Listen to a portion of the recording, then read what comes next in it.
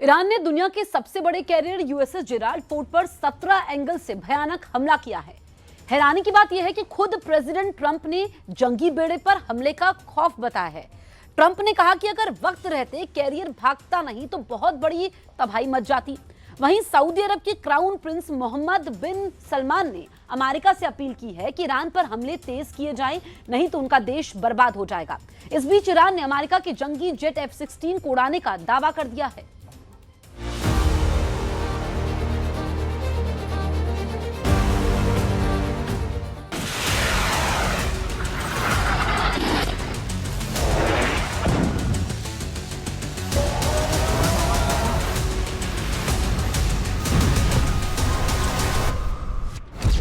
Putin की power से Israel को पीट रहा है Iran.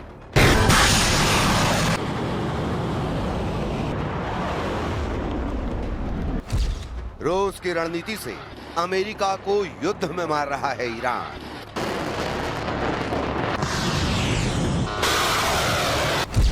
Most powerful leader Trump को युद्ध में उलझाए रहेंगे।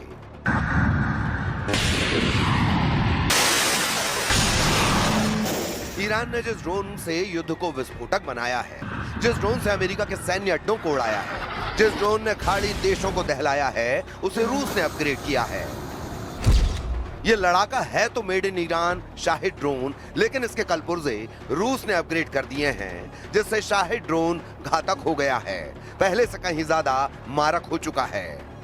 अमेरिका इजराइल के लिए सेटबैक ये है कि रूस अपग्रेडेड शाहिद ड्रोन का नया स्टॉक ईरान को भेज रहा है। एसोसिएट प्रेस की रिपोर्ट के मुताबिक ड्रोन शिपमेंट जल्द मुमकिन है, इसीलिए अब अमेरिका इजराइल ने ड्रोन हमलों को नई धार दे दी है। ईरान में आग उगलते ड्रोन का तूफान थम नहीं रहा।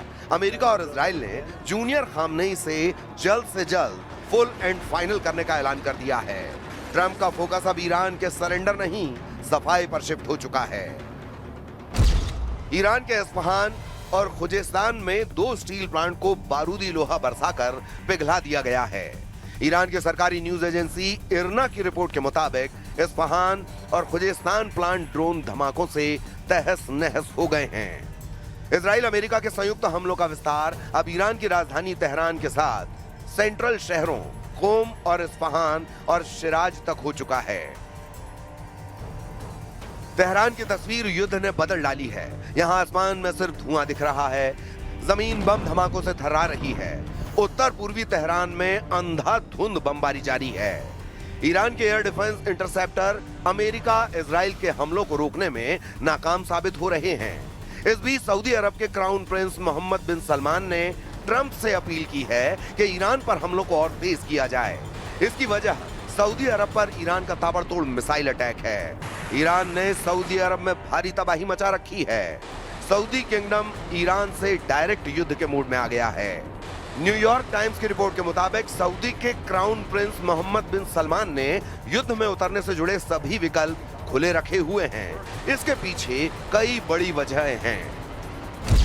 ईरान ने रियाद के पास अमेरिकी सैन्य अड्डा प्रिंस सुल्तान को फिर से मिसाइलों से दहलाया है। ईरान के हमले में 12 से ज्यादा अमेरिकी सैनिकों को गंभीर चोट आई है। मिसाइल हमले में प्रिंस सुल्तान बेस पर तैनात जंगी जेट रिफ्यूलिंग एयरक्राफ्ट को भारी नुकसान पहुंचा है। यह रियाद में अमेरिकी सैन्य अड्डा प्रिंस सुल्तान का लेटेस्ट दृश्य है। आसमानी तस्वीरों का क्लोजअप देखकर ट्रंप का कलेजा कांप गया है, क्योंकि ईरान के शाहिद ड्रोन ने यहां खड़े सुपर पावर के जंगी लड़ाकों को धुआं कर दिया है। रनवे पर खड़ी जंगी जेट के बेड़े और आसमान में ईंधन भरने वाले एयरक्राफ्ट बारूदी प्रहार से झुलस गए हैं। यहां 4 एयरक्राफ्ट जलकर काले रंग के दिख रहे हैं। ईरान अपने सस्ते ड्रोन से सऊदी अरब में अमेरिका को करारी चोट पहुंचा रहा है। इससे भी ज्यादा मुश्किल प्रिंस सलमान की यह है कि ईरान ने उनके तेल कारोबार को चौपट कर दिया है। ईरान ने सऊदी अरब की तेल रिफाइनरी रास तुनरा को ड्रोन धमाकों से जब से दहलाया, वहां काम ठप है। लाल सागर के करीब सऊदी अरब के तेल कारखाने यनबू पर भी ईरान ने ड्रोन दागकर खलबली मचा रखी है। ईरान के हमलों से सऊदी अरब के शायबह ऑयल फील्ड पर लॉकडाउन लगा हुआ है। प्रिंस सलमान को ईरान ने युद्ध भड़कने के बाद से सबसे ज्यादा टारगेट किया है, क्योंकि ईरानी मीडिया रिपोर्ट में दावा किया गया है कि प्रिंस सलमान ने ही ट्रंप को युद्ध के लिए भड़काया है। इसकी वजह ईरान इजराइल की वर्चस्व की लड़ाई है। खाड़ी देशों में इकलौता ईरान है जो कभी सऊदी किंगडम का पिछलग्गू नहीं बना। इनकी दुश्मनी की दूसरी और बड़ी वजह शिया सुन्नी का फसाद भी है।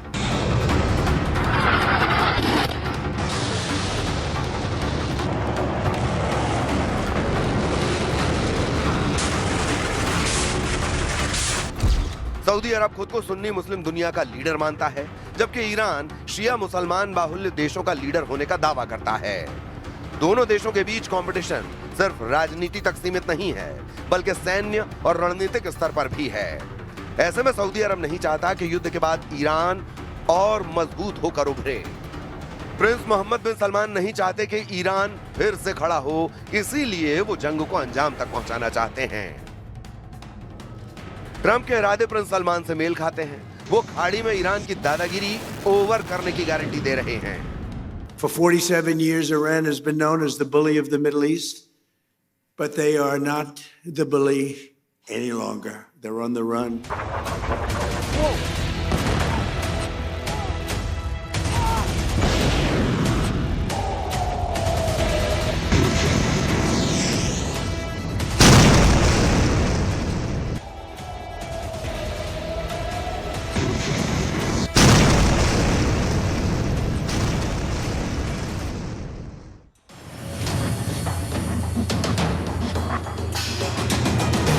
हालांकि हकीकत ट्रंप के बयान से अलग है। ईरान ने खाड़ी के सभी दुश्मनों को घुटनों के बल बिठा दिया है।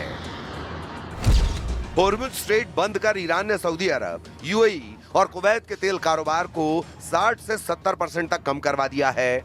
युद्ध से पहले हर दिन ये देश 25 मिलियन बैरल तेल का कारोबार कर रहे थे, वहीं अब ईरान ने इसे सिर्फ 7 मिलियन बैरल प्रतिदिन तक समेट दिया है। तेल के कुएं, तेल की रिफाइनरी, तेल की पाइपलाइन, जहां भी मौका मिल रहा है ईरान ड्रोन और मिसाइलों के धमाके कर रहा है। ईरान ने खाड़ी देशों पर अपनी नई मिसाइलों से हमले की फिल्म भी रिलीज की है। सऊदी अरब पर दागी गई ईरान की मिसाइल का ये वीडियो है, जिसमें सऊदी अरब के अल खारज गवर्नरेट में यूएस मिलिट्री बेस पर हमला किया गया है। खास बात यह है कि ईरान ने सॉलिड और लिक्विड फ्यूल वाली मिसाइलों के साथ साथ ड्रोन हमलों की नई रणनीति आजमाना शुरू किया है। ईरान जहां युद्ध को भीषण दौर में ले जा रहा है, वहीं इजराइल कैंप में बैड न्यूज ने हड़कंप मचा रखा है। इजराइल के आर्मी चीफ जनरल इयाल जमीर ने जब से कैबिनेट मीटिंग में सेना की बर्बादी की बात कही है, नेतन्याहू टेंशन में हैं। इयाल जमीर ने 10 रेड फ्लैग दिखाकर जल्द युद्ध खत्म करने की अपील की है। द यरूशलेम पोस्ट की रिपोर्ट के मुताबिक इजराइल में सैनिकों की भारी कमी आने लगी है। वॉर फ्रंट से ज्यादा टेंशन उन मोर्चों पर है जहां शांति काल में भी इजराइल को अघोषित युद्ध लड़ना पड़ता है। इजराइल को ईरान के साथ ही गजा, लेबनान, सीरिया और वेस्ट बैंक में बॉर्डर पर ज्यादा सैनिकों की जरूरत है।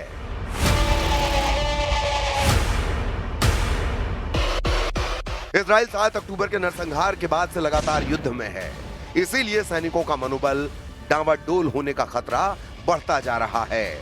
इजराइल के लिए राहत की बात यह है कि अमेरिका ने युद्धों को बहुत जल्द खत्म करने का प्लान बना लिया है। अमेरिका के विदेश मंत्री मार्को रूबियो ने दावा किया है कि कुछ दिनों में युद्ध का अंत होने वाला है। मार्को रूबियो फ्रांस में G7 के विदेश मंत्रियों की बैठक में शामिल हुए हैं, जहां ईरान युद्ध और होर्मुज स्ट्रेट पर चौंकाने वाला बयान दिया है। Department of War has consistently outlined we are on or ahead of schedule on that operation and expect to conclude it at the appropriate time here in a matter of weeks, not months, and the progress is going very well. Obviously, we have some work to do. We have to finish the job, and we are finishing that job. America ने Iran के surrender का नया plan बनाया है, जिसमें 10,000 marine commando को Iran की धरती पर उतारकर ग्राउंड ऑपरेशन से शुरुआत की जाएगी। ग्राउंड फोर्स का पहला टारगेट होर्मुज के सक्रिय समुद्री रास्ते में ईरान के चक्रव्यूह को तोड़ना है। ईरान की जमीन में घुसकर अमेरिका खर्ग से लेकर लरक तक 6 आइलैंड पर कब्जे का मिशन ऑन करने वाला है। ईरान में ग्राउंड ऑपरेशन में ट्रंप संयुक्त सेना का जुगाड़ कर रहे हैं। खाड़ी देशों के साथ उन्हें यूरोपीय महाशक्तियों से मदद की उम्मीद है, मगर ईरान की मदद करने वाला लड़ाका ग्रुप युद्ध में हमलों की शुरुआत कर चुका है। हूथी लड़ाकों ने इजराइल पर मिसाइलों की बौछार शुरू कर दी है।